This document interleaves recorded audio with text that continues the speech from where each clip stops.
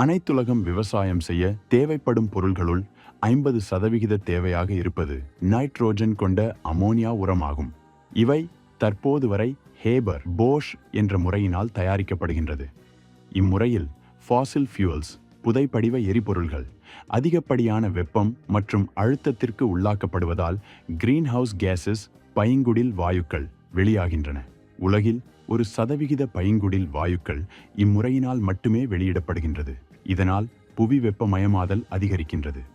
தற்போது சிட்னி பல்கலைக்கழகத்தை சேர்ந்த ஆராய்ச்சியாளர்கள் பூமிக்கு எந்த பாதிப்பும் நிகழாமல் பசுமை வழியாக காற்றிலிருந்து அமோனியாவை தயாரிக்கும் முறையை கண்டுபிடித்துள்ளனர். இம்முறையில் பிளாஸ்மா எனப்படும் செயற்கை மின்னல் காற்றில் செலுத்தப்படுவதினால் காற்றில் உள்ள நைட்ரஜன் மற்றும் ஆக்சிஜன் மூலக்கூறுகள் எழுச்சியடைகின்றன.